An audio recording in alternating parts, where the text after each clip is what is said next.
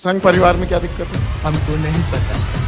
लोगों को अपने बेटों तक को बचाना है संघ परिवार से, ये हालत है इस सड़े हुए संगठन। जांच से ज्यादा इन्हें दिक्कत इस बात की थी कि आरएसएस की साख पर पट्टा क्यों लग रहा है। बल्कि इस समय तो तमाम बाबा टेलीविजन पे हमें नजर आते हैं कथावाचक जो वर्ण व्यवस्था का समर्थन कर रहे हैं। सबसे ज्यादा घृणा आरएसएस फैलाती है। दानंद के चेले सतलोक आश्रम करोथा पे हथियार ले ले आगे मारने खातिर। पहले सिर्फ डिमांड थी कि आरएसएस पर बैन लगना चाहिए।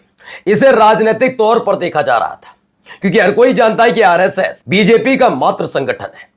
लेकिन केरल से जो बेहद गंभीर घटना निकलकर सामने आई और इस पर आरएसएस और बीजेपी दोनों सिर्फ कांग्रेस पर आरोप मढ़ती रही, जबकि उस लड़के ने जो सुसाइड किया और इंस्टाग्राम पर अपने सोशल मीडिया पर जो सुसाइड पोस्ट डाला उसमें आरएसएस के नेताओं का जिक्र होने के बावजूद वो इसे गंभीर मसला मानने से इनकार करते रहे।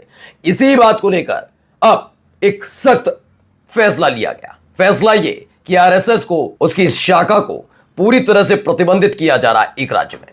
ये जरूर कांग्रेस शासित राज्य है, लेकिन खास बात यह है कि यहां पर एक के बाद एक बड़ी कार्रवाइयां हो रही हैं।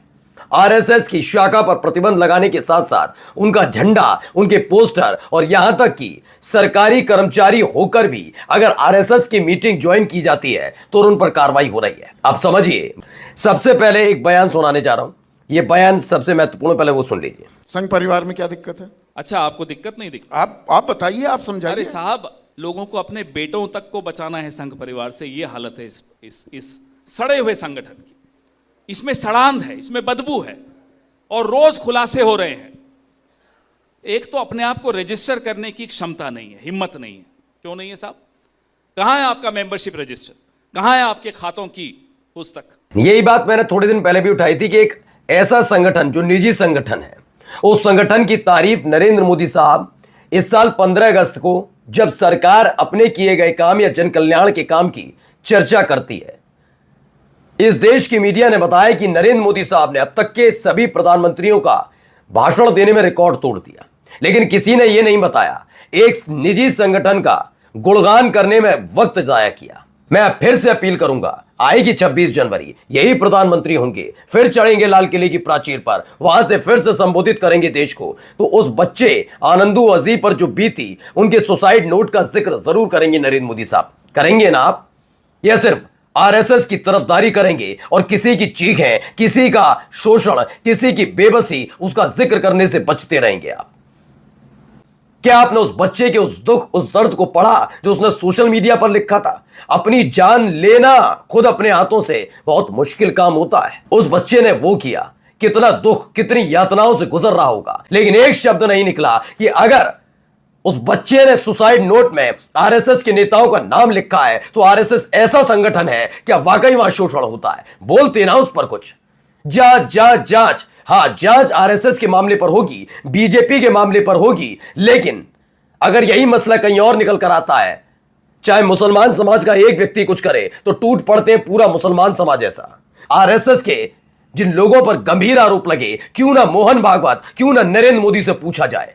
क्यों इस पर आप जांच की बात क्यों करते हो? वैसे तो मैं भी कहता हूं जांच हर मसले की होनी चाहिए, लेकिन जांच से ज्यादा इन्हें दिक्कत इस बात की थी कि आरएसएस की साख पर पट्टा क्यों लग रहा है। काम वैसे किए हैं तो बट्टा नहीं, पूरा का पूरा कालिख लगनी चाहिए। अब ज्यादा लोग कैसे इकट्ठा होंगे? तो हिंदू बहुमत में है, उनको इकट्ठा कर लो। हिंदू कैसे इकट्ठा होंगे? तो आप मुसलमानों का डर दिखाओ, मुसलमानों के खिलाफ नफरत फैलाकर आप हिंदुओं को इकट्ठा करो, वरना लोगों की जाति प्रबल है तो वो जाति को महत्व देते हैं और जाति को नाश करने का इनके पास कोई योजना नहीं है। ये कभी भी आपने एक बार भी नहीं सुना होगा कि भारत में जाति प्रथा का नाश होना चाहिए। बल्कि इस समय तो तमाम बाबा टेलीविजन पे हमें नजर आते हैं कथावाचक जो वर्ण व्यवस्था का समर्थन कर रहे हैं। जी, हम यहाँ पहुंच गए हैं और इसी पॉलिटिकल इकोसिस्टम से खाद पानी पाते हैं। बिल्कुल, खाद पानी पाते हैं, समर्थन पाते हैं। वहां पे जाके बड़े बड़े नेता, खुद प्रधानमंत्री जाके नवाते हैं, शीश नवाते हैं। अगर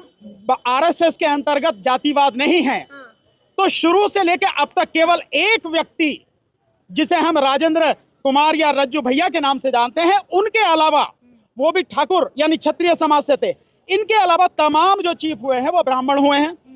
अगर ये जातिवाद नहीं मानता है तो किसी अछूत को, किसी शूद्र को, किसी दलित को बनाओ आरएसएस का अध्यक्ष, है हिम्मत? नहीं बना सकते ना, क्योंकि वो ब्राह्मणों की संस्था है, वो हिंदुओं की भी नहीं है, ब्राह्मणों की संस्था है। तो इस देश में सबसे ज्यादा जातिवाद आरएसएस मानती है, सबसे ज्यादा घृणा आरएसएस फैलाती है, सबसे ज्यादा जो धर्म के नाम पर, संप्रदाय के नाम पर लोगों को लड़ाती है, वो केवल और केवल ये काम आरएसएस का है। ये बाकी सारे टूल्स हैं, ये प्रधानमंत्री और ये जितने भी लोग हैं टूल्स का काम करते हैं, इंस्ट्रूमेंट है और कुछ नहीं है, चेहरा है बस केवल। अवश्य वाद विवाद करें, पर प्यार से करें। और ये दानंद के चेले सतलोक आश्रम करोथा पे हथियार ले ले आगे मारने खातिर, ये तो राक्षस हो गए, इंसान है। वाह भाई वाह। अब देखना है ना कि तो मुंह दिखाने स्थान नहीं रहेगा, ये धिक्कार करेगी जनता इनको, क्योंकि ये सत्य नहीं स्वीकार कर सकते। ये दुनिया को लड़ा के गुमराह करके आपस में अपना उल्लू सीधा करते हैं।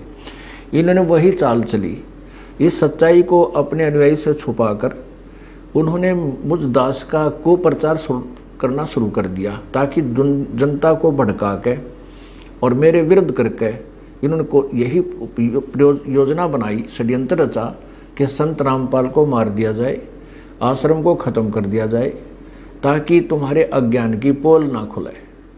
इसी उद्देश्य से इन्होंने आसपास की जनता को भ्रमित किया, झूठ बोल बोल कर सतलोक आश्रम करोथा में ऐसा गंदा काम होता है, ऐसा होता है, और वहाँ पर कोई कुछ ऐसा गलत नहीं होता था। ये सत्य प्रचार होता था, जिनसे इनकी जड़ उखड़ रही थी, जिसके कारण इस सत्यार प्रकाश को बेचकर दुनिया को गुमराह करके ये रोजी रोटी चला रहे थे। उससे दुखी होकर अपनी पोल को ख़त्म करने के बचाने के लिए इन्होंने मुझे मारने का षड्यंत्र रचा और 12 जुलाई सन 2006 को आक्रमण करवाया। और जब देखा इन्होंने आक्रमण किया तो इन्होंने देखा कि ये मुझे ना तो मारने में सफल हुए, ना आश्रम तक पहुंचने में सफल हुए, ये पहले ही दूर रहे। तो उन्होंने देखा कि रामपाल अब फंस नहीं रहा, इन्होंने एक लड़के को स्वयं ही मारा गोली से और हमारे नाम मंडवा दिया, क्योंकि हरियाणा के मुख्यमंत्री श्री भूपेंद्र सिंह जी हुड्डा भी आर्य समाजी हैं, उनको इन्होंने भ्रमित कर दिया, गुमराह किया हुआ था, जिस कारण से उन्होंने इनका पक्ष लिया और मुझ पर और मेरे न्यायियों पर झूठा आरोप लगा करके झूठा मुकदमा बनवा दिया, जबकि इन्होंने स्वयं ही वो मारा, इन्होंने आक्रमण किया।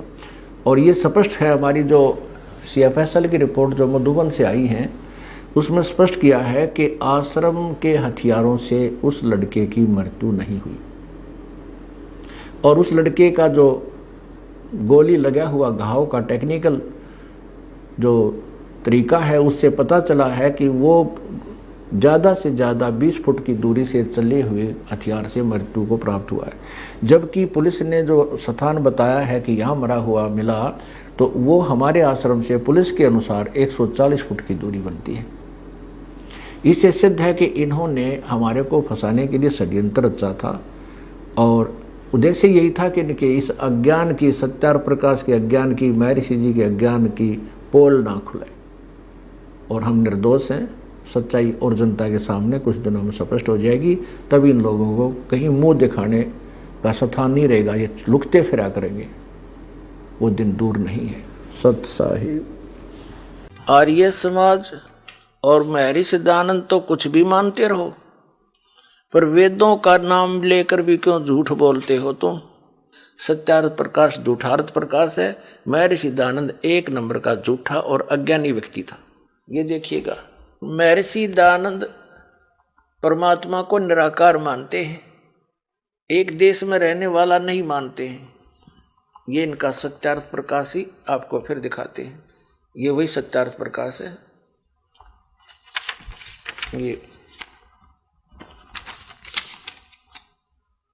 ये वही है।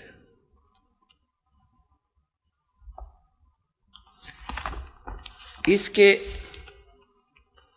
154 पृष्ठ पर 7वें समोल्लास में 154 पृष्ठ पर यहां देखना, किसी ने प्रश्न किया ईश्वर साकार है व निराकार? महर्षि दयानंद कहते हैं निराकार। ठीक, अब महर्षि दयानंद की तरफ से फाइनल हो गया कि परमात्मा निराकार है वो मनुष्य जैसा नहीं है, वो किसी एक स्थान पर नहीं रहता। और सत्यार्थ प्रकाश इसका सत्यानाश प्रकाश है। और एक हर्ष की बात है, खुशी की बात है कि महर्षि दयानंद जी वेदों को सत्य मानते हैं और कहते हैं, लिखा है उन्होंने कि वेद में जो लिखा हमें स्वीकार्य है और वेद के विरुद्ध हम किसी की बात को नहीं मानेंगे। अब आपको फिर दिखाते हैं वेदों में परमात्मा कैसा है, देखिएगा। अब सत्यार्थ प्रकाश रख दिया, ऋग्वेद हमने फिर ले लिया। ये है ऋग्वेद, प्रकाशक हैं सर्वदेशी कार्य प्रतिनिधि सभा, महर्षि दयानंद भवन, रामलीला मैदान, नई दिल्ली से। ये अनुवादक हैं आर्य भाषा भाष्य। मुद्रक Prince offset printers 1510 Pataudi house Daryaganj, नई दिल्ली से। ये तो हम पहले पढ़ चुके हैं। ऋग्वेद मंडल नंबर 9 82 के 1 में स्पष्ट हो चुका है कि सर्वोत्पादक प्रभु, प्रकाश स्वरूप, सद्गुणों की वृष्टि करने वाला, पापों के हरण करने वाला, वह राजा के समान है। 269 पे है ये और 270 पे है।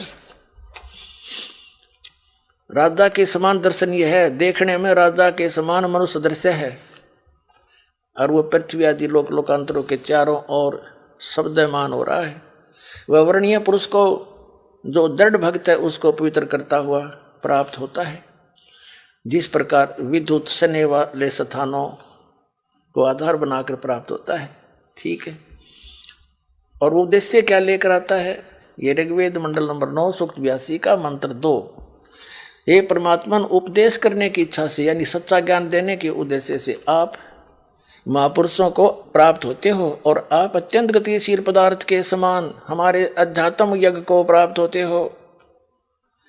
आप कबीर देव हैं, कबीर साहब हैं, कबीर अल्लाह हैं, शुद्ध स्वरूप हैं। हमारे पापों को दूर करके हे सोम आप हमको सुख दें। अब इससे क्या सिद्ध हो गया कि परमात्मा बिजली जैसी गति से अति शीघ्र यहाँ आ जाता है।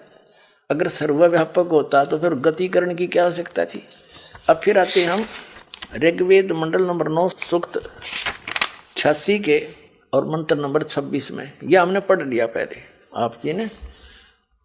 और यहाँ अब हम सिद्ध करते हैं कि परमात्मा एक स्थान पर रहता है। ऋग्वेद मंडल नंबर 9 सूक्त 86 का मंत्र 27, जो परमात्मा ध्युलोक के तीसरे पृष्ठ पर विराजमान है वहाँ रहता है।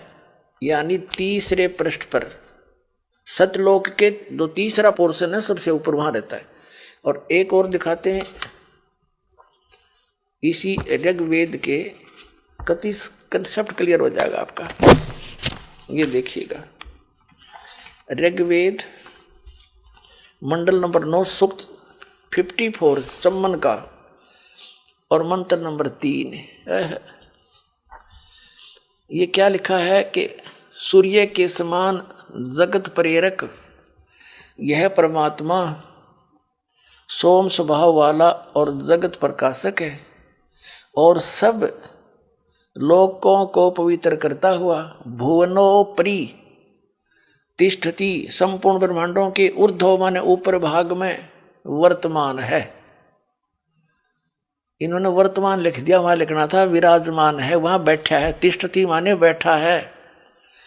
भुवनोपरि भवनों के सबसे ऊपर, ऊर्ध्व माने ऊपर के भाग में विराजमान है, बैठा है, तिष्ठति, ठीक है, वहां बैठा है। सभी लोकों के ऊपरले हिस्से में बैठा है। ऊपर 4 लोक हैं, एक सतलोक, अलखलोक, अगमलोक और अकैलोक। उन चारों के ही ऐसे 4 रूप धारण करके परमात्मा उनके ऊपरले हिस्से में तीसरे विभाग में बैठा है।